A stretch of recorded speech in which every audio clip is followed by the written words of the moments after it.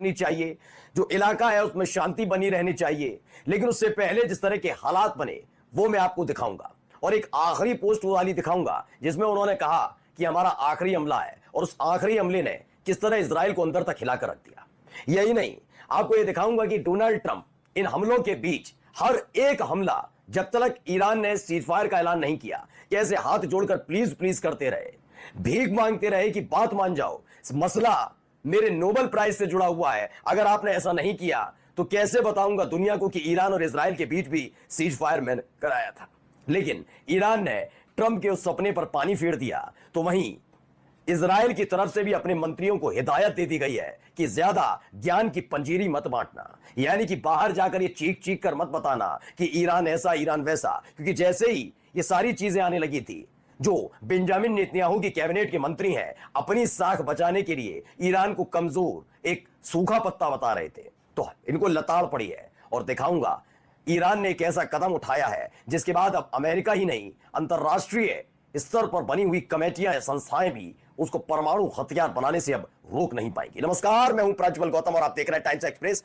शुरुआत करने जा रहा हूं इस खबर के साथ। पहले ये पोस्ट देख लीजिए, ये एक बिल्डिंग धराशायी, और इस ईरान ने तस्वीर शेयर कर कहा we shoot the last fire.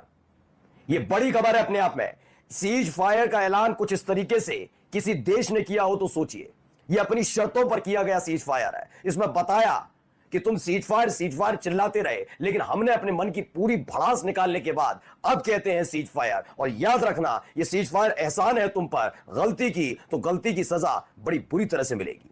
फिलहाल ये तस्वीर देखिए। इस तस्वीर को मैं दिन में भी दिखा चुका हूं आपको कि कैसे उनका एक पूरा शहर खत्म कर दिया। लगातार सवाल पूछा जा रहा था कि ये शहर, जिस शहर का जिक्र हम लगातार कर रहे हैं, बरशेवा, उसे किसी ने नहीं सुना। हाल ही में इन्हीं हमलों के दौरान इजराइल के शहर के बारे में शायद लोगों ने जाना होगा, तो इस शहर पर सीज फायर से एन पहले हमला क्यों?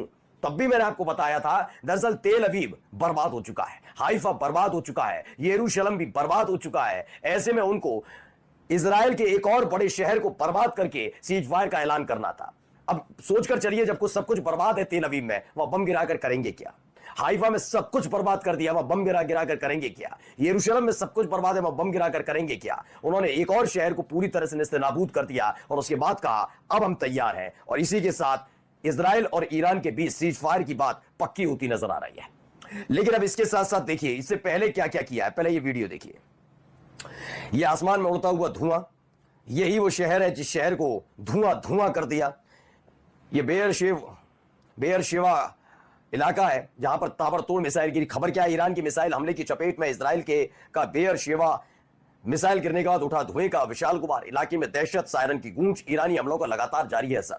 दरअसल इस बीच रोया यह जा रहा था इजराइल की तरफ से कि जब डोनाल्ड ट्रंप ने कह दिया, अब सोचिए इजराइल क्या कहता है कि डोनाल्ड ट्रंप ने रात को 3 बजे ही कह दिया कि दोनों के बीच मैंने सीज फायर करा दिया है, तो ये बार बार हमला क्यों कर रहा है इजराइल? ईरान बार बार कह रहा था। ईरान ने कहा तुम हो उसके चमचे, तुम्हें उसकी जरूरत थी। अमेरिका कहेगा रुको तो रुको, और चालू हो तो चालू हो, ये तुम कर सकते हो, मैं नहीं। मैंने सीज फायर अमेरिका की तरफ से माना ही नहीं। मैं सीज फायर तब मानूंगा जब मैं मानूंगा अपने आप को। इसलिए उन्होंने कहा सीज फायर हम दोनों के बीच होगा। तुमने कहा मेरा जब मन होगा मैं सीज फायर करूंगा, तब तुम्हारा मानना हो तो तुम भी मत करना। इसीलिए वो लगातार हमले करता रहा और इजराइल कहता रहा देखो ये तो सीज फायर का उल्लंघन है, जबकि सीज फायर तब तक हुआ ही नहीं था। बड़ा गजब है इजराइल। अभी तो आगे देखिएगा, ये देखिए एक और तस्वीर, हालात क्या पैदा कर दिए। ये सिर्फ 3 से 4 घंटे में गिराए हुए बमों की वजह से है। देखिए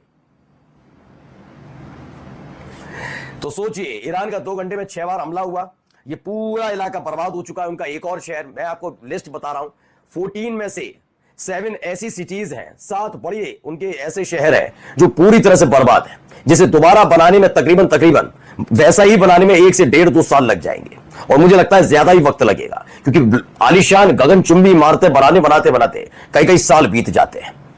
इजराइल तकरीबन इंफ्रास्ट्रक्चर के मसले में 10 से 12-15 साल पीछे चला जा चुका है। इस हमले से उसे समझ में आया होगा कि जो वो गजा में करता रहा वो कितना गंदा और घिनौना था। आज उसकी समझ में आया होगा। अब आइए क्या लिखते हैं Donald Trump, the ceasefire is now in effect, please don't violate it. Donald J Trump, president of the United State, please, हाथ जोड़कर ईरान से कहा प्लीज मान जाओ भाई, इसे अब उल्लंघन मत करना। क्योंकि लगातार इन्होंने पहले तो एक पोस्ट किया। डोनाल्ड ट्रंप ने क्या किया, बड़ा नेता बनने की इस आदमी को आदत तो है कि मैं दोनों मेरे पास आए, ईरान और इजराइल आए, उन्होंने कहा कि बहुत युद्ध हुआ, हम शांति चाहते हैं। मैंने कहा हाँ बात तो सही कह रहे हो कि युद्ध हो गया, अब शांति का वक्त आ गया, चलो मैं कह देता हूं शांत हो जाओ तो शांत हो जाओ। डोनाल्ड ट्रंप को लगा कि मैं ये कहूंगा कोई कुछ कहेगा नहीं, क्योंकि इससे पहले भी वो कर चुके हैं। किसके साथ किया आपको पता ही है, वहां से कोई आवाज उठी नहीं आज तक, तो यहां से भी नहीं उठेगी। मैं चुपचाप रहूंगा, आराम से मेरा नाम हो जाएगा बोलबाला। लेकिन ईरान ने हैसियत दिखा दी, जी हाँ तुम्हारे कहने से हुआ है, ये सारा हुआ है कतर की वजह से। खुल्लम खुल्ला कहा है कि डोनाल्ड ट्रंप ने सिर्फ आग भड़काई, आग लगाई, माहौल खराब किया, युद्ध में हस्तक्षेप करके डोनाल्ड ट्रंप ने तुरंत उसे डिलीट किया और बार बार सीज फायर के लिए कहते रहे। और जब सीज फायर का ऐलान इजराइल की तरफ से हुआ तब जाकर ये ट्वीट किया, और इस ट्वीट में क्या लिखा, प्लीज अब सीज फायर हो गया है, अब कुछ मत करना, अब उल्लंघन मत करना। यानी सीज फायर की भीख डोनाल्ड ट्रंप मांगता नजर आए। अब आइए इनको भी देखिए। दरअसल एक बयान आया है, इजरायली सुरक्षा कैबिनेट की बैठक के बाद पीएम नेतन्याहू ने अपने मंत्रियों को किसी भी मुद्दे पर टिप्पणी न करने का आदेश दिया है। वाक युद्ध से बचेंगे तभी तो युद्ध से भी बचेंगे। तो इजराइल की सुरक्षा की कैबिनेट ने कहा, पीएम नेतन्याहू ने कहा सभी मंत्रियों से कि बड़बोलापन मत करना, ज्यादा बोलना मत, कि बड़ी बड़ी डींगे हाँक लो, ज्यादा नहीं बोलना, चुप रहना, क्योंकि एक एक रिपोर्ट ईरान तक पहुंचेगी और ईरान अब भी भरा बैठा है। ऐसा नहीं कि सारी अपनी बंदूक, अपनी जो हथियार है, बैलिस्टिक मिसाइल, हाइपरसोनिक मिसाइल, अपना ड्रोन लेकर बैठ गया हो, फिर तुमने उसे कमजोर दिखाने की कोशिश की, वो फिर से दाग देगा। क्योंकि उसका अमेरिका से कमिटमेंट नहीं है, कोई ऐसा कमिटमेंट नहीं है अमेरिका से कि अगर अमेरिका की बात माननी है, वो फिर दाग देगा, अमेरिका भी कुछ नहीं कर पाएगा। जैसे पूरी रात सुलगा कर रखा उस अमेरिका के बेस कैंप को, तो हमारे को फिर नहीं छोड़ेगा। तो साफ कह दिया। क्यों कहना पड़ा कि थोड़ी देर बाद ही देखिए क्या कर रहे थे। ये है मंत्री जी, ये इजराइल के फाइनेंस मिनिस्टर है स्मोट्रिच। जब ये हमला हो रहा था ईरान इजराइल का, तो ईरान की एक मिसाइल जाकर इन्हीं के घर पर जाकर गिर गई थी। ये कहते हैं ईरान विल ट्रेम्बल। ट्रेम्बल का मतलब होता है कपकपा रहा है, जो कह रहे हैं ईरान कपकपाएगा ऐसे ऐसे पत्ते की तरह। इसीलिए ऐसे नेताओं की जुबान पर लगाम लगाने के लिए चुप रहो, ये सारी चीजें पहुंच रही हैं ईरान तक, फिर दाग देगा बम, किसी न जगह बम दाग देगा। रही सही जो साख बची है इजराइल के अंदर, वो नहीं मानेंगे, हमारी जनता में लटका देगी उल्टा। अब इस बयान को जरा सुनिए, बहुत महत्वपूर्ण बयान है।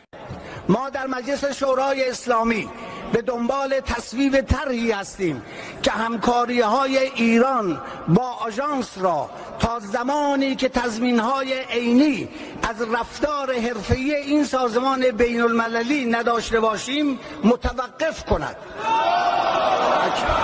الله اکبر، الله اکبر، الله اکبر। ये क्या है बताऊं, ईरान के संसद अध्यक्ष मोहम्मद बाकर कलीबाफ ने आधिकारिक तौर पर घोषणा कर दी कि ईरान अंतर्राष्ट्रीय परमाणु ऊर्जा एजेंसी IAEA के साथ सभी सहयोग निलंबित कर रहा है। यह IAEA है क्या?